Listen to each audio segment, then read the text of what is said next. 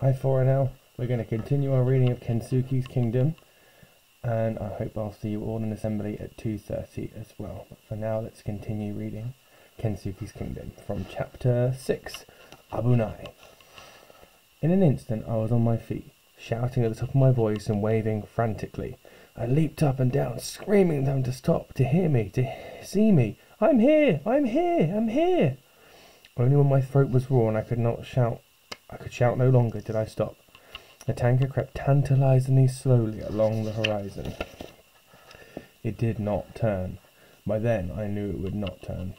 I knew too that no one would be looking, and even if they were, this entire island would be little more than a distant hazy hump on the ocean. Then how could they possibly see me? I could only look on, helpless and distraught, as the tanker moved inexorably away, further and further away from me until it began to disappear over the horizon. This took all morning long, a morning of dreadful anguish. As I stood watching on the summit of Watch Hill, my despair was replaced by burning anger. If I had been allowed to have my fire, there would have at least been a chance they could have spotted the smoke. True, the old man had brought me a sleeping bag and sleeping mat and a sheet. He was looking after me. He was keeping me alive, but he was also keeping me prisoner. As the last vestige of the tanker sank from my view, I promised myself that I would never again let such a chance go by. I felt in my pocket. I still had my precious fireglass. I determined I would do it. I would build another fire, not down on the beach where he could find it, but up here on Watch Hill, behind the rocks and well out of his sight. Even if he did have binoculars, and now I had to presume that he did, I would gather a great beacon of wood, but I would not light it. I would set it all up and wait until the moment I saw a ship. If this one had come, I reasoned, then another one would come. Had to come, and when it did, I would have my fireglass ready, and a cachet of paper-thin, tinder-dry leaves. I would make such a blazing inferno of a fire that would send up such a towering smoke signal that the next ship that happened along would have to see it. So now I no longer spent my days just sitting on Watch Hill and waiting. Every hour I was up there, I spent building my beacon. I would drag great branches over the rocky scree from the forest below and pile them high. But on the seaward side of the hilltop, the perfect place for it to be seen by ships when it was lit. But then in the meantime, not by prying eyes of the old man, who I thought now was my captor, and he would be watching me. I was quite sure of that now. Through all the fetching and the carrying, I kept well out of his sight. Only eyes from the sea could have possibly known what I was doing, and there were no eyes out there to see me. It took me several days of hard labour to build my secret beacon. I had almost finished when someone did indeed discover what I was up to, but it wasn't the old man. I was heaving a massive branch onto the pile when I felt a sudden shadow come over me. An orangutan was looking down at me from the rock above. I could not be sure it was the same one as before. He was on all fours with his great shoulders hunched, his head lowered, eyeing me slightly sideways. I dared not move. It was a standoff, just as it had been the day before down on the beach. He sat back and looked at me with mild interest for a while. Then he looked away, scratched his face nonchalantly, and sloped off, stopping once to glance back at me over his shoulder before moving on into the shadow of the trees and away. It occurred to me, as I watched him go, that maybe he had been sent to spy on me, that he might go back and tell the old man what he'd seen me doing. It was a ridiculous thought, I know, but I do remember thinking it. A storm broke over the island last night. Such a fearsome storm, such a thunderous crashing of lightning overhead, such a din of rain and wind that sleep was quite impossible. Great waves roared from the ocean, pounding the beach and shaking the ground beneath me. I spread out my sleeping mat at the back of the cave. Stella lay down beside me and huddled close. How I welcomed that. It was fully 4 days before the storm blew itself out. But even during the worst of it, I would find my fish and fruit breakfast waiting for me every morning under my tin, which he had now wedged tight under the same shelf of rock. Stella and I kept to the shelter of our cave. All we could do was watch as the rain came lashing down outside. I looked on awestruck at the power of the vast waves rolling in from the open sea, curling and tumbling and exploding as they broke onto the beach, as if they were trying to batter the island into pieces, and then suck us all out to sea. I thought very often of my mother and father and Peggy Sue, and wondered where they were. I just hoped the typhoon, that was what I was witnessing, had passed them by. Then one morning, as suddenly as the storm had begun, it stopped. The sun blazed down from a clear blue sky and the forest symphony started up where it had left off. I ventured out. The whole island steamed and dripped. I went at once up Watch Hill to see if I could see a ship, perhaps blown off course or maybe sheltering in the lee of the island. There was nothing there. That was a disappointment, but at least I found my beacon had not collapsed. It was sodden, of course, but still intact. Everything was sodden. There could be no fire now until it had dried out. The air was hot and heavy that day. It was difficult to move at all, difficult to breathe. Still I could only lie and pant. The only place to cool off was the sea, so I spent most of the day lolling lazily in the water, throwing the occasional stick for Stella to keep her happy. I was lying in the sea, just floating there and daydreaming, when I heard the old man's voice. He was hurrying down the beach, yelling at us as he came and waving his stick wildly in the air. "Yamero, Abanai! Dangerous, understand? No swim!"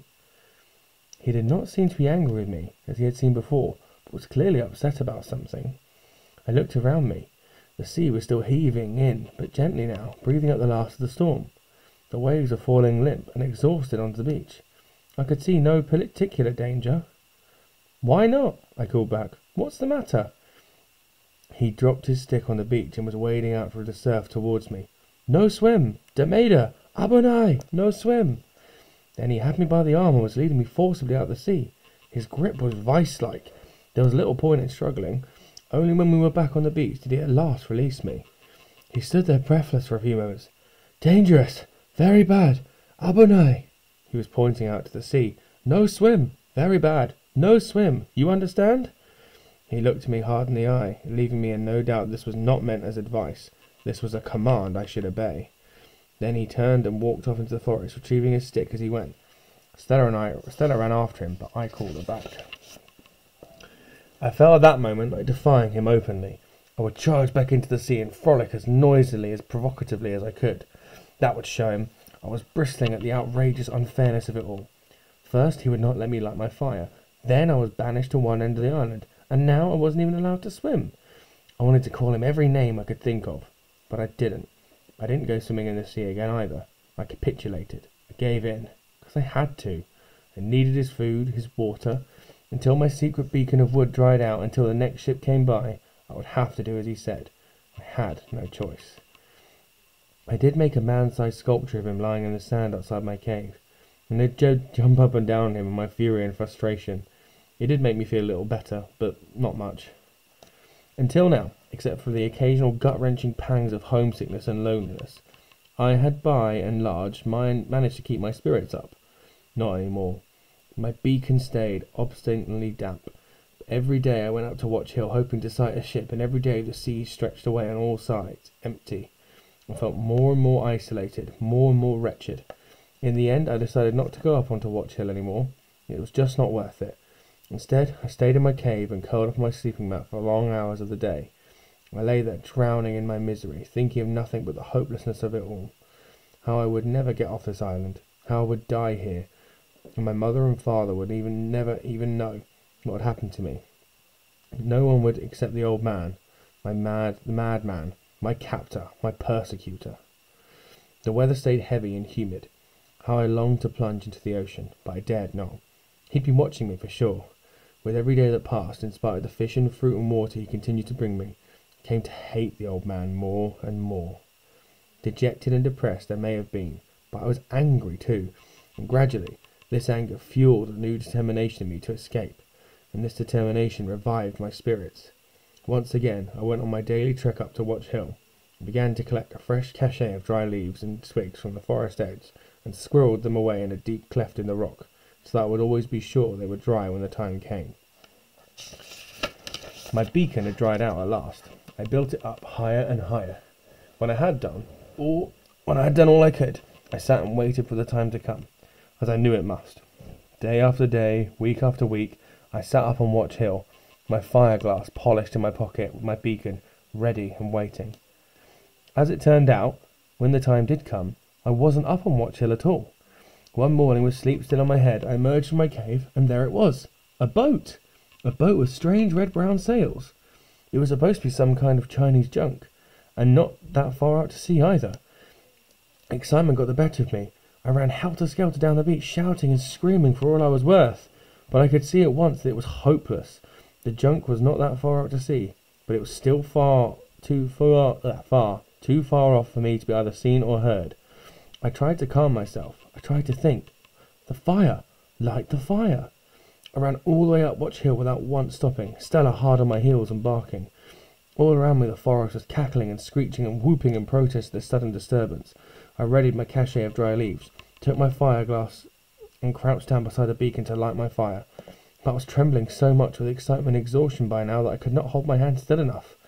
So I set up a frame of twigs and laid the glass over it, just as I had before. Then I sat over it, willing the leaves to smoulder.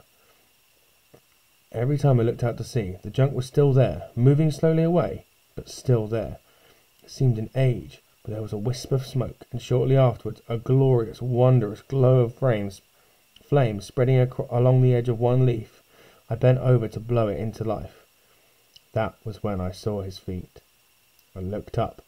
The old man was standing over me, his eyes full of rage and hurt. He said not a word, but set about stamping out my embryo fire. He snatched my fire-glass and hurled it at the rock below, where it shattered into pieces. I could only look on and weep as he kicked away my precious pile of dry leaves, as he dismantled my beacon and hurled the sticks and branches one by one down the hill. As he did so, the group of orangutans gathered to watch. Soon, nothing whatsoever now remained of my beacon. All about me now was the rocky scree was littered with the scattered ruins of it. I expected him to screech at me, but he didn't. He spoke very quietly, very deliberately. "Dameda," he said. "But why?" I cried. "I want to go home. There's a boat, can't you see? I just want to go home. That's all. Why won't you let me? Why?" He stood and stared at me. For a moment I thought I detected a flicker of understanding. And he bowed very stiffly from the waist, and said, "Gomen Sanai. Sorry, very sorry." And with that, he left me there and went off back to the forest, followed by the orangutans. I sat there watching the junk until it was nothing but a spot on the horizon, till I could not bear to watch any more. By this time I had already decided how I could best defy him. I was so enraged that the consequences didn't matter to me now. Not any more. With Stella beside me, I headed along the beach, stopped at the boundary line in the sand, and then very deliberately stepped over it. I let him know precisely what I was doing. "Are you watching, old man?" I shouted. "Look, I've crossed over your silly line, and now I'm going to swim. I don't care what you say. I don't care if you feed me. You hear me, old man?" Then I turned and charged down into the beach to the sea. I swam furiously until I was completely exhausted and a long way from the shore. I trod water and thrashed in the sea in my fury, making it boil and froth around me. "It's my sea as much as yours," I cried, "and I'll swim in it when I like." I saw him then. He appeared suddenly at the edge of the forest. He was shouting something at me, waving his stick. That was the moment I felt it. A searing, stinging pain in the back of my neck, and then my back and my arms too. A large, translucent white jellyfish was floating right beside me, its tentacles groping at me. I tried to swim away, but it came after me, hunting me. I was stung again, in my foot this time. The agony was immediate and excruciating. It permeated my entire body like one continuous electric shock. I felt my muscles going rigid. I kicked for the shore, but I could not do it. My legs seemed paralyzed, my arms too. I was sinking, and there was nothing I could do about it. I saw the jellyfish poised for the kill above me now. I screamed, and my mouth was filled with water. I was choking. I was going to die. I was going to drown, and I did not care. I just wanted the pain to stop. Death, I knew, would stop it. Hope you enjoyed that chapter, and we'll continue it on Monday at 1 o'clock. Have a lovely rest of your day, and see you in assembly. Bye.